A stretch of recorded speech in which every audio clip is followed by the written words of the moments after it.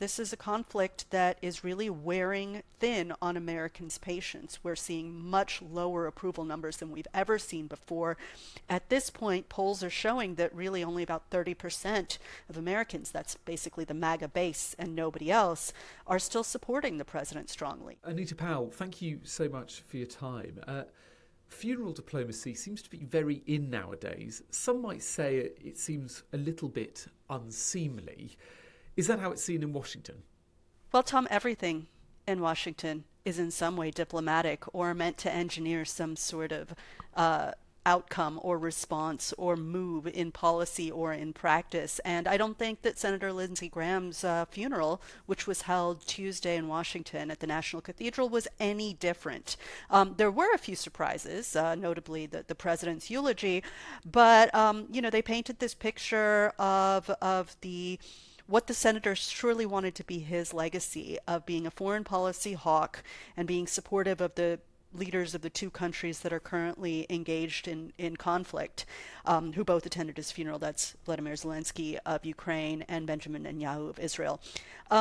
But yeah, this is always a tool for better or worse in Washington, and we saw this at previous presidents' funerals, of politicians using this to kind of remind everybody what their platforms and their views are, and trying to encourage action. Do you think there's something in the fact that Donald Trump is a man who quite likes pomp and ceremony that means he is, well, perhaps easier to pin down if you're a world leader on occasions like this? I mean, for example, that photo of him and Zelensky in St. Peter's Basilica at Pope Francis's funeral, it seems crass to say in a way, but there was an element of drama and flair to that moment.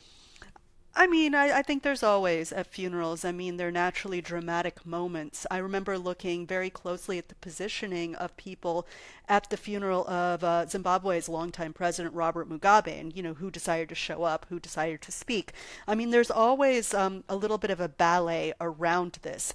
But in a lot of ways, I hate to disappoint you, Tom, but I thought this funeral kind of read as very classic Washington, including President Trump's pretty surprising eulogy. And we could talk about why it was surprising in a minute. Yeah, well, what did Donald Trump say then that sort of, well, caught us out? Surprise number one, he stuck to the script and he kept it under about 20 minutes, which is very short for Donald Trump. You will recall that on Friday he went to the annual White House Correspondents Association dinner and he spoke for an hour, and he did not mince words about, people who were in the room, people who challenged him. Whereas at Senator Lindsey Graham's funeral on Tuesday, he really stuck to the script and he delivered a very, bog standard sort of eulogy for an extraordinary American. But, all the same, there was, a kind of a mild joke about his foreign policy prowess, and the joke that's been told many times in Washington that, you can stump Lindsey Graham by asking him, what country would you not bomb? That's a longtime dinner party joke in Washington. Trump hit all of those notes, but also the notes about his hard-scrabbled childhood, his kindness towards his sister. I mean, it was in so many ways a regular eulogy written by, trained speechwriters, which is not something that we often see, frankly, from President Donald Trump. Not to try to make you mind read the president, but what do you think it is in, say, those moments that makes him stick to the script and, like you say, follow the speechwriter's instruction rather than go off on tangents? Well, I mean, I think what's really important is that there are a few decisions that Donald Trump has to make now without the consistent support of Lindsey Graham in the Senate. He was a main cheerleader for Donald Trump, even after he, I believe, called him racist, xenophobic, and godless or something in 2016 when he was running against him. He came to be a very close ally of the president. Trump has said that he thought that Graham's signature achievement was pushing through Supreme Court Justice Brett Kavanaugh, getting him on the Supreme Court bench, but also his relentless foreign policy. And I think there is something to be said for that. He was 71 years old. He'd spent about 30 years in the Senate, and he was very well known for just crisscrossing the globe. There was nowhere you wouldn't find Lindsey Graham, usually, rattling his saber. But even so, he was extremely involved in foreign policy. And this is an issue where it really behooves Donald Trump right now to kind of fall back on somebody with the policy chops of Lindsey Graham. And it's especially it's especially convenient that Graham is no longer here to articulate where maybe Donald Trump is not in line with his beliefs. I mean, if you look at his meetings on Tuesday what a double header. He met with President Zelensky and then he met with President Netanyahu, talking about two thoroughly different wars. And in both, the only statement released was that it was a good meeting. It was very vague. But this is a time where a classic politician, so not a Donald Trump, would probably leverage this to try to, achieve some policy goals or, answer the difficult questions that these leaders put to him today in the Oval Office in their closed meetings. Let's talk about those two leaders then, because starting with Zelensky, it seems like his relationship, or certainly the Ukrainian government's relationship with Donald Trump and the Trump administration, is improving. It looks jovial and it looks friendly, and I think that's an accurate read. I don't think that that Trump is capable of faking it in that respect. So I think it is possible to read that perhaps President Zelensky has learned how to negotiate or speak to or relate to President Trump in a way that he hadn't before, that of course reached his very dramatic peak in 2025 in that Oval Office confrontation.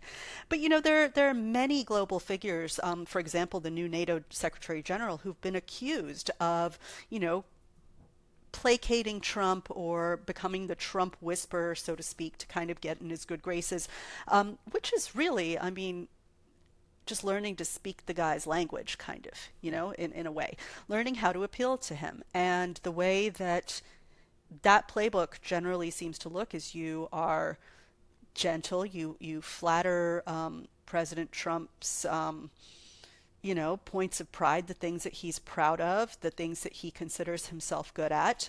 You kind of play along and you say, yes, Mr. President, you're great. You're wonderful at this, so on and so forth.